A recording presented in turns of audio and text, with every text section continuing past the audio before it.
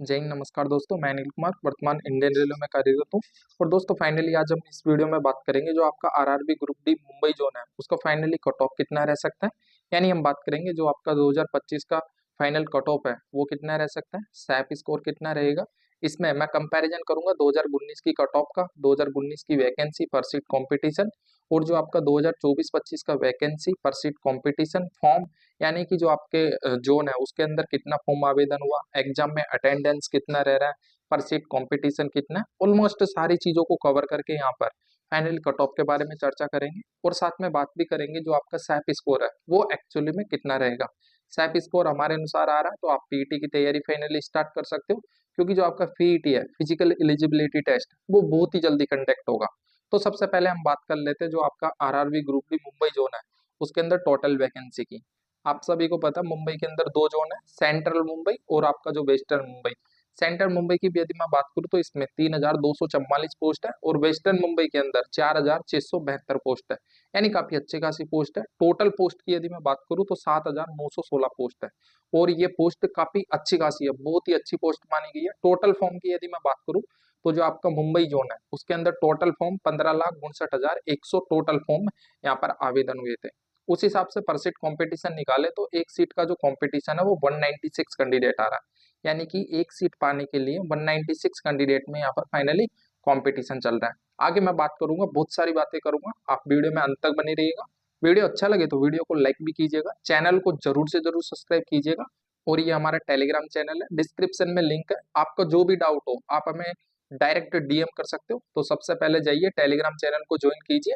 जब तक हम बात करते हैं जो आपका एग्जाम में अटेंडेंस रेशियो है, आपके एग्जाम में अटेंडेंस रेशियो लगभग 55 के समथिंग हमने इसमें लिया। बहुत सारे कैंडिडेट हमें 50% भी बोल रहे थे कि भैया जो एग्जाम में अटेंडेंस रेशियो 50% है। लेकिन मेरे अकॉर्डिंग दोस्तों क्या है, जो आपका एग्जाम में अटेंडेंस रेशियो है वो 50% से लेकर 62% है। यानी किसी शिफ्ट में ज्यादा है, किसी शिफ्ट में कम है। मैं लगभग पर्सनली तौर पे बताऊं तो जो आपका एग्जाम में अटेंडेंस रेशियो 50 से लेकर 58 के बीच में, लेकिन मैं हर शिफ्ट में मैं यानी बहुत सारे जोन में मैं उसको 65 लेके चला था। वो आपके लिए भी अच्छा है क्योंकि बहुत सारे कैंडिडेट यहाँ पर 50% के हिसाब से लेंगे तो पर सीट कॉम्पिटिशन कम आ जाएगा, तो उससे मार्क्स बढ़ जाएंगे। खैर हम बात कर लेते हैं 55% रेशियो के हिसाब से जो आपका 15,59,100 फॉर्म है उसमें से 8,57,505 कैंडिडेट ने ही एग्जाम दिया यदि हम 55% अटेंडेंस रेशियो निकाले तो। यानी आपकी वैकेंसी और वैकेंसी के लिए जो आपकी एग्जाम देने वालों की संख्या उस हिसाब से कंपटीशन लेवल निकाला जाए तो एक सीट पर जो आपके कैंडिडेट फाइट कर रहे हैं वो 108 है। पहले कितने थे, 196। तो काफी अच्छा खासा है, यानी कि लगभग 90 के यानी 90 के समथिंग यहाँ पर पहले ही डाउन हो गया। तो जो कंपटीशन लेवल है वो ऑलमोस्ट एग्जाम देने से पहले ही गिर जाता है, क्योंकि बहुत सारे कैंडिडेट आपको क्या दिखाएंगे, बहुत सारे कैंडिडेट दिखाएंगे कि इसमें जो पर सीट कॉम्पिटिशन है वो 196 है। डर जाएंगे, मतलब डरा देंगे। लेकिन उनको ये पता नहीं है कि जो 196 है उसमें से प्रत्येक कैंडिडेट एग्जाम नहीं देता। एग्जाम लगभग 50 से 55 या 58-60% के बीच में देते हैं। तो जो आपका कंपटीशन लेवल हो पहले गिर जाता है। मैं कुछ कमेंट भी दिखाऊंगा कि पेपर आपका कैसा आ रहा है। पेपर लेवल की बात करने से पहले थोड़ा कमेंट देखिए। मैंने करंट अफेयर्स हद से ज्यादा पढ़ी थी, बट क्या हुआ, जान लगा दी थी, बट नहीं हुआ। मेरा घमंड चूर चूर हो गया। और 13 अटेम्प्ट ओनली 6 कन्फर्म सही है, 2 का पता नहीं और 5 कंफर्म गलत है। यानी कि जो करंट का लेवल है ना वो देखिए। करंट का लेवल ये नहीं कि करंट 20 नंबर का, 20 नंबर में करंट भी है, जीके जीएस ऑलमोस्ट आपका 20 नंबर का है, तो उसकी बात की जा रही है यहाँ पर। नेक्स्ट कमेंट की यदि बात करूँ तो ये देख सकते हो, मॉक लगाए थे सर, एवरेज मार्क्स 70 था, 75 से 80 आता था। पता नहीं घट गया, करंट पढ़े थे बट हार्ड था, कोई खेल अवार्ड से नहीं था। मतलब कि कहने का मतलब है कि जो आपका करंट था वो बहुत ही ज्यादा हार्ड था। ज्यादातर 70 से 75 के बीच में ही अटेम्प्ट करके आए हैं। तो यहाँ पर आप देख सकते हो, मैं नहीं बोल रहा, ये कैंडिडेट का रिव्यू है।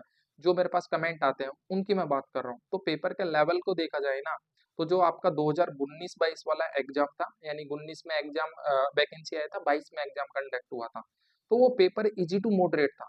जो आपका मैथ रीजनिंग है वो टोटली इजी था, यानी क्वेश्चन टोटल बनाने लायक थे। और मैं आपको बता दूं 45 नंबर 55 नंबर का मैथ रीजनिंग था, 30 नंबर की वहां पर रीजनिंग थी और 25 नंबर का जो आपका मैथ था। मैं आपको बता दूं मेरे 52 नंबर थे, उनमें 52 नंबर करेक्ट थे। इतना इजी था। और यदि मैं बात करूं यहाँ पर जीके जीएस की, तो वो पिछली बार मॉडरेट था, यानी क्वेश्चन अच्छे थे लेकिन इतने भी हार्ड नहीं थे कि कैंडिडेट उसको बना ना पाए। लेकिन इस बार की यदि बात करें 2025 के अंदर, 2025 के अंदर जो आपका एग्जाम है वो मॉडरेट टू हार्ड लेवल का रहा है, यानी कि जो आपका मैथ रीजनिंग है वो कैलकुलेटिव पूछा गया, टाइम टेकन वाली मैथ रीजनिंग थी। तो वहां पर रीजनिंग के अंदर फजल वगैरह ऐसा पूछा गया था कि आपका पूरा टाइम बर्बाद कर रहा था। तो जो आपका मैथ रीजनिंग है वो मॉडरेट था। लेकिन बात करूँ करंट जी के जीएस की, वो वेरी वेरी हार्ड था। साइंस भी इसमें इंक्लूड है, साइंस भी इस बार बहुत हार्ड पूछा गया था। तो कुल मिला के बात यह है कि पेपर आपका बहुत ही लेंथी था। तो जो कैंडिडेट का आपका अटेम्प्ट रहा ना वो 70 से 75 के बीच में ही रहा है, क्योंकि लगभग आप मानिए 85 नंबर में से ये 70 से 75 अटेम्प्ट लिए हैं, क्योंकि 15 नंबर का तो पता ही नहीं जी के जीएस कहाँ से आई थी। तो आप बात को समझिए।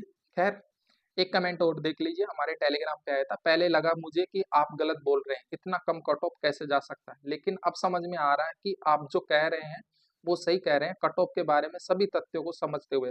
तो दोस्तों हम जो बात कर रहे हैं ना वो एकदम डाटा बेस पे कर रहे हैं, ऐसा नहीं कि कुछ भी उठा के बोल दिया। मैं कोई टीचर नहीं हूँ यार जो मैं कुछ भी बोल दूंगा, मैं यहाँ पर कोर्स परचेज कर रहा हूँ, नहीं।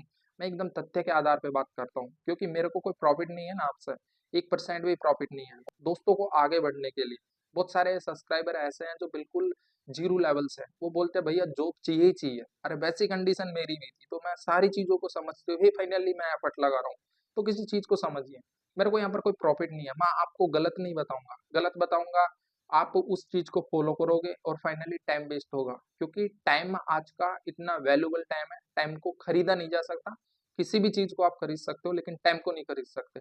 Time is a very very important. तो दोस्तों टाइम की वैल्यू समझते हुए मैं किसी को गलत नहीं बोलूंगा, मैं जो चीज अफेक्ट वो ही बोलता हूँ। किसी को गलत भी लगता है, किसी को अच्छा भी लगता है। खैर, चलते हैं नेक्स्ट बात करते हैं हम 2019 की कट ऑफ की। लेकिन उससे पहले दोस्तों यदि आपने हमारे चैनल को सब्सक्राइब नहीं किया तो प्लीज चैनल को सब्सक्राइब कर लीजिए। हम बहुत अच्छे से आगे बात करेंगे, पीईटी कैसे होता है, डीबी कैसे होता है, मेडिकल कैसे होता है। पीईटी के बारे में मैं आपको बिल्कुल ग्राउंड पे बताने वाला हूँ 3-4 दिन में कि पीईटी आप कैसे स्टार्ट करोगे। तो 2019 की कट ऑफ की यदि मैं बात करूँ तो यह है 2019-22 की कट ऑफ। जो ये फाइनल है वो फाइनल नहीं है, पीईटी कट ऑफ है और एवरेज दोनों का मिला के यहाँ पर लिखा हुआ है। तो यहाँ पर आप देख सकते हो यूआर कैटेगरी का 64 से मतलब लगभग 64.11 पे आपका यूआर का पीईटी हो गया था। ओबीसी की मैं बात करूँ 58.15, ईडब्ल्यूएस की मैं बात करूँ तो 40 कट ऑफ उस बार गया था। और इसका रीजन भी है, पिछली बार जो आपका कैटेगरी न्यू इंक्लूड हुआ था, तो इस बार ऐसा नहीं कि 40 ही देखने को मिलेगा, 45 देखने को मिलेगा। कट ऑफ काफी अच्छा खासा ओबीसी की रेंज में रहने वाला है आपका ईडब्ल्यूएस का। एससी की मैं बात करूँ 51.89 पे जो आपका पीईटी है वो होल हो गया था। एसटी की यदि मैं बात करूँ 44.36, काफी अच्छा खासा नंबर है। 44.36 पे आपका पीईटी कॉल हो गया था। ये है 2019-22 की जो आपकी कट ऑफ है। ये दोनों जोन की सिमिलर ली है मैंने, जो आपका सेंट्रल मुंबई है और जो आपका वेस्टर्न मुंबई है, उस दोनों की मैंने लगभग सम कंपैरिजन करके ली है।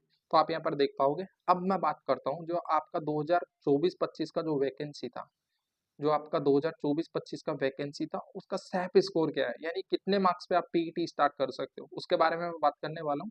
तो यहाँ पर देख लीजिए, आपका ये जो 2024-25 वाली वैकेंसी है उसका सैप स्कोर की मैं बात कर रहा हूँ।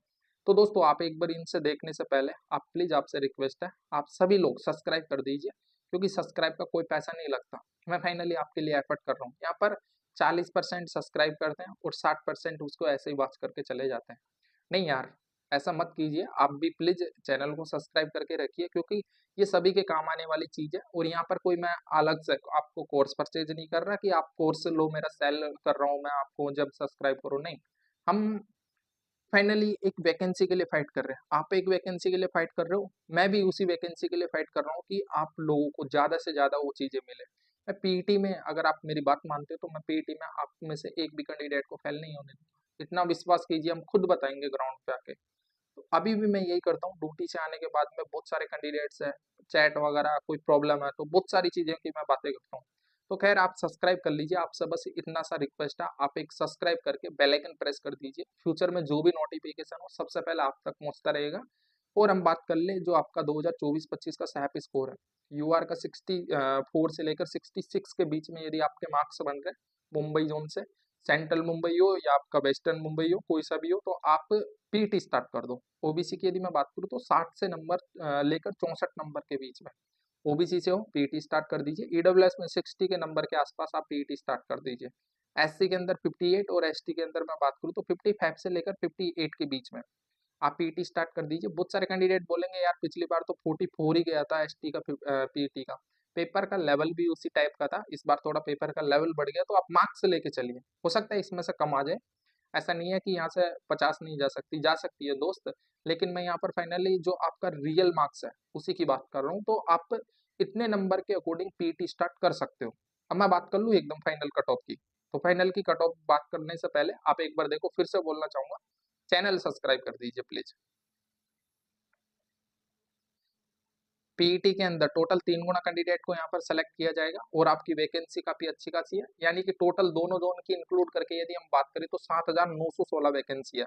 मैं मोटे तौर पे 8,000 मान लूँ तो 24,000 कैंडिडेट को यहाँ पर पीईटी कॉल के लिए बुलाया जाएगा। तो आप बताओ, काफी अच्छा खासा रेशो नहीं है क्या? कट ऑफ तो निश्चित कम जाएगा यहाँ से, ऐसा नहीं है कि ज्यादा जाएगा, और मैं दोनों जोन की बात कर रहा हूँ इसमें। खैर, हम लास्ट में फाइनल बात कर लेते हैं, जो एक्सपेक्टेड कट ऑफ लिस्ट है, कि यानी कि आपका कितना कट ऑफ जा सकता है। तो मैं यहाँ पर final expected cut off list की बात कर रहा हूँ 2025 की। तो यहाँ पर देख सकते हो दोस्तों, expected cut off list final बात कर रहा हूँ मैं, जो आपका कट ऑफ लिस्ट 2025 है, ये एक एक्सपेक्टेड कट ऑफ लिस्ट है। यूआर कैटेगरी की मैं बात करूँ तो 66 से लेकर 67 के बीच में रहने का बहुत ज्यादा चांसेस है। और जो आपका पिछला वाला मार्क्स था, यानी कि जो आपका सैप स्कोर था, यहाँ पर देखोगे आप, जो आपका ये सैप स्कोर है, ये विदाउट नॉर्मलाइजेशन था, इसमें नॉर्मलाइजेशन नहीं था। लेकिन जो आपका ये एक्सपेक्टेड कट ऑफ लिस्ट है, इसके अंदर जो आपका नॉर्मलाइजेशन है वो भी इंक्लूड है। तो किसी के 2, किसी के 5, किसी के 10 है, ऐसे नंबर भी बढ़ने वाले हैं। और नॉर्मलाइजेशन काफी अच्छा खासा होता है, तकदीर बदलने लायक होता है, किसी की तकदीर खराब कर देता है, किसी की तकदीर अच्छे से कर देता है। मेरा क्या हुआ था दोस्त, मैं फाइनली बेंगलोर जोन से लेवल 3 के अंदर, तो फर्स्ट टाइम तो क्लियर हो गया था, उस टाइम भी नॉर्मलाइजेशन का खेल नहीं था, लेकिन मैं 0.07 नंबर से फाइनल मेरिट में रहा था। तो आप सोच सकते हो कि 0.07, यानी कि यार, जो आपका एक नंबर है उसमें से 14वां हिस्सा यानी 14वां हिस्सा अगर मेरे एक मतलब नेगेटिव भी नहीं होता, तो मेरा फाइनली यहाँ पर सिलेक्शन हो जाता। तो किस्मत की बातें होती है दोस्त, किस्मत बहुत ही वो रहती है। यूआर की आई थिंक बात की, ईडब्ल्यूएस में 64 से 65, ओबीसी की यदि मैं बात करूँ तो 65 के समथिंग आपके मार्क्स आ रहे, तो आप पीटी स्टार्ट कीजिए। एससी की यदि मैं बात करूँ तो एससी के अंदर 60 नंबर के अराउंड, यानी कि हो सकता है इसमें +2 -2 नंबर करने को मिलेगा, देखने को मिलेगा आपको, 2 नंबर एक्स्ट्रा भी मिल सकता है, 2 नंबर कम भी मिल सकता है, चांसेस है कि कम ही मिलेगा, एक्स्ट्रा ज्यादा नहीं मिलेगा। एसटी की यदि मैं बात करूँ तो 56 से लेकर 59 के बीच में काफी अच्छा खासा स्कोर है। पीटी स्टार्ट कीजिए यार, इतने मार्क्स से, मतलब कि ये मेरिट का मार्क्स बता रहा हूँ, आपके नंबर इतने बन रहे हैं ना, तो आप पीटी स्टार्ट कर दीजिए। सीसीए कैटेगरी की यदि मैं बात करूँ तो 45 नंबर +1/3 आपका सीसीए, जैसे कि आपके 90 नंबर सीसीए में, मतलब कि जो आपका सर्टिफिकेट है उसमें 90% बन रहा है, तो 1/3 30 नंबर हो गया, तो 30 नंबर में से 30 में से 30 नहीं देंगे आपको, लेकिन 25 के आसपास दे देंगे। तो जो आपका सीसीए कोटा वो भी इंक्लूड हो जाएगा, और जो आपका रियल मार्क्स है वो भी इंक्लूड हो जाएगा। इस बार कंपटीशन है सीसीए में, ध्यान रखना, सीसीए में अच्छा खासा कंपटीशन है। तो दोस्तों, ये थी आपकी जो मुंबई जोन है, बहुत सारे कैंडिडेट का डिमांड था कि भैया मुंबई जोन का बनाइए, मुंबई जोन का बनाइए। मैं वेट इसलिए कर रहा था कि मुंबई जोन को लास्ट में अच्छे से प्रेजेंट करूंगा, ऐसा प्रेजेंट करूंगा, एक एक चीजें डाउट क्लियर करूंगा। तो दोस्तों, आई थिंक आपके समझ में आ गया होगा, और हमने बहुत ही अच्छा जीरो लेवल से बात की है। जब तक के लिए जय हिंद, जय भारत दोस्तों। चैनल को जरूर से जरूर सब्सक्राइब करना, और अपने भाई को थोड़ा सा सपोर्ट जरूर करना। Thank you.